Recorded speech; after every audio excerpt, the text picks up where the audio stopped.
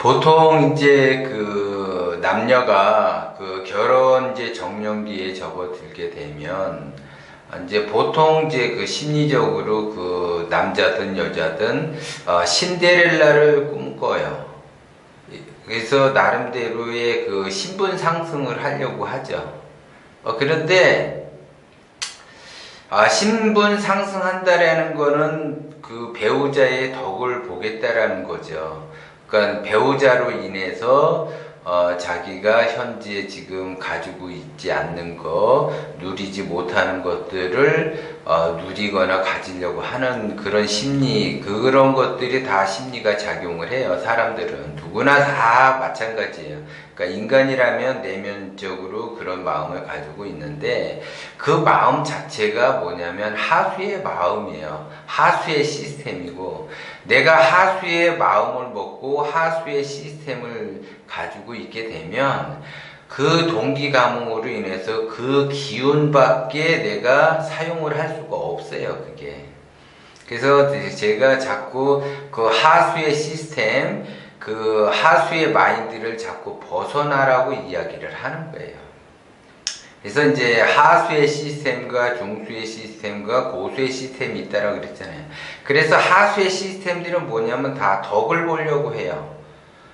그러니까 덕을 본다라는 거는 뭘 얘기해요? 공짜를 바란다라는 거죠. 은근히. 그러면서 자기는 나는 별로 공짜를 원하지 않아, 이렇게 이야기를 해요. 그리고 실제적 행동과 자기의 그 속마음에서는 그런 거를 원하고 있죠. 그것이 이제 하수의 시스템이에요. 그거는 나만이 알고 있는 거고, 다른 사람은 그러니까 나의 생각과 마음을 이야기하지 않는 한 다른 사람들은 모르지만 자기 자신은 잘 알고 있어요. 그래서 그 자기 자신이 동기감흥을 해서 그러한 기운을 만드는 거죠. 그리고 이제 중수의 그 시스템에서는 어떤 거냐면 기브 앤 테이크예요. 중수는 받은 만큼 주고 주는 것만큼 받는 것이 중수의 시스템이에요. 그게 딱 정해져 있어요. 그래서 시간은 정확히 흘러가고 아침에는 반드시 해가 뜨듯이 그런 생활을 해요. 그러니까 정확한 생활을 하죠, 중수서부터는. 그리고 이제 고수는 어떤 경우냐면은 덕을 주려고 하지 받으려고 하지 않아요. 그래서 예를 들어 내가 이제 뭔가 물건을 이제 예를 들어 이제 슈퍼마켓에서 내가 물건을 산다. 예를 들어 그러면 이제 하수가 운영하는 곳에서 사면은 내가 비싸게 주면서 바가지를 쓸 염려가 있어요.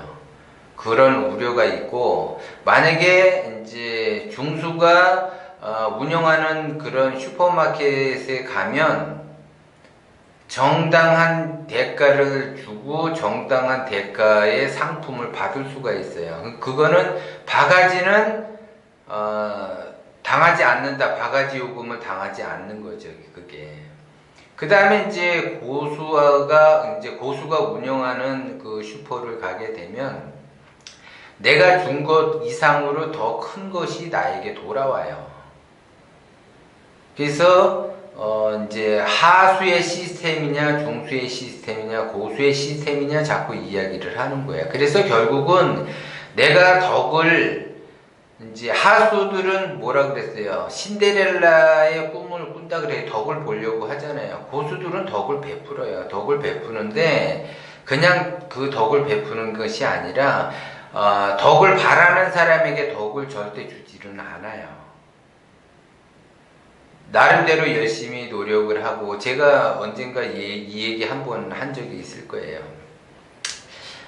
헬스클럽에서 이제 큰 그 헬스클럽에서 이제 그 접수대에서 일하는 그 여직원이 둘이 있었는데, 한 여직원은 이제 그 멤버십 그 운영을 하다 보니까 이제 연간 회원권을 끊어가지고 이제 가서 이제 키를 바꿔주고 이제 키를 바꿔주는데, 제가 이제 갈 때마다 보면 한 여직원은 그냥 어서 오세요, 뭐 이제 키 이렇게 받고서 이렇게 하고 뭐 이렇게 해서 그냥 어서 오세요, 안녕히 가세요 이거밖에 안 해요.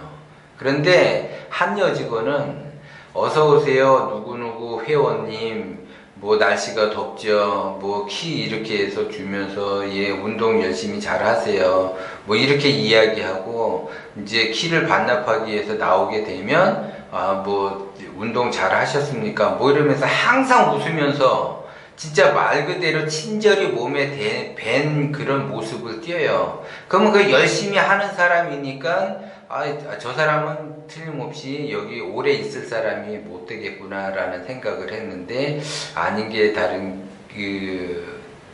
2개월 정도 지나니까 다른 데 스카우트해서 갔어요. 그런데 또 한 그 여직원은 거기에 그 1년 넘게 거기서 계속 있는 거예요. 그러면 그 여직원도 근무를 못한 것도 아니고, 그 인사 잘하고 친절을 베푼 그 직원도 똑같이 근무를 했는데 못한 것은 아니에요. 둘 다. 하나는 정상적으로 일을 했고 하나는 좀 더 정상적인 거에서 조금 일을 더 잘하다 보니까 스카웃이 돼서 간 것 뿐이죠. 그런 거예요. 그런 사람에게 덕을 준다고. 하고자 하는 사람, 열정을 가지고 있는 사람에게 덕을 주는 거지, 그냥 아무것도 안 하고 그냥 덕만 바라고 공짜나 바라고 이런 사람한테는 주지 않는다라는 거죠, 그게. 그래서 자꾸 제가 하수의 시스템을 벗어나라고 자꾸 이야기를 하는 거예요. 그래서 부자가 되는 거는 기본적으로 그 하수의 시스템을 벗어나는 사람, 그 사람들만이 중수가 되는 거고, 중수서부터는 부자가 될 수 있는, 큰 부자가 될 수 있는 준비가 돼 있는 거예요, 그게. 근데 하수의 시스템에서는 준비가 안 돼 있는 거죠. 그래서 준비를 하라고 계속 고통을 주는데 그거를 못 알아차려요. 내가 왜 내가 가진 게 없고 집안에 그 무능한 부모, 자기 자신의 초라함, 나는 뭐 할 줄 아는 게 없어, 이런 마음들을 먹는단 말이에요. 준비가 안 돼 있는 거죠. 자수성가한 사람들은 제가 말씀드렸듯이 누구나 다 어려운 환경 속에서 꽃을 피운 사람이에요. 그래서 어려운 환경이 걸음이 된다라고 항상 얘기를 했어요. 다 성공한 사람들은 어려운 환경이 걸음이 된다라고. 그걸 탁하기 이전에 걸음이 된단 말이에요, 걸음. 그래서 그 걸음을 좋아야지 꽃을 피우고 열매를 맺는다라고 얘기를 했어요. 그래서 자꾸 제가 하수의 시스템에서 벗어나라고 이야기하는 거는 내가 성공을 하기 위해서, 부자가 되기 위해서는 그 하수의 시스템을 벗어나서 중수로 가야지만이 그 준비가 돼 있는 거라는 거죠. 그래서 준비된 사람들은 무엇을 하든지 간에 성공할 수 있는 그 준비가 돼 있으니까 성공할 수밖에 없다라는 거예요. 그런데 그 자기 자신의 한계점에서 그거를 극복하지 못하면 계속 고난이 오고 고통이 올 수밖에 없어요, 그게. 그리고 사람들이 가장 이제 성공해서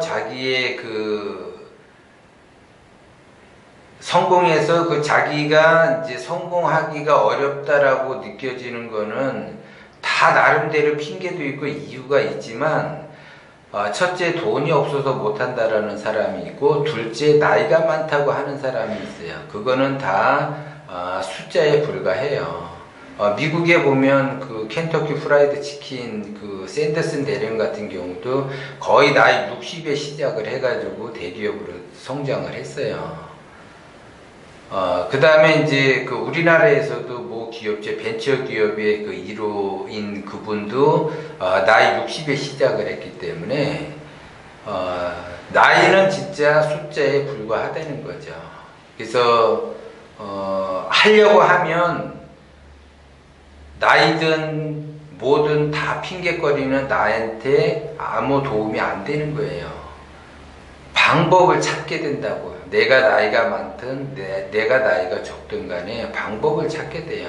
그 다음에 이제 요즘 그 유튜브에서도 많이 그 구독자가 많으신 그 할머니가 계시잖아요. 박만래 할머니가, 그분도 나이가 연세가 이제 80이 거의 다 되는데 지금 활동한 지는 1, 2년밖에 안 되는데 구독자 수가 엄청나게 많잖아요.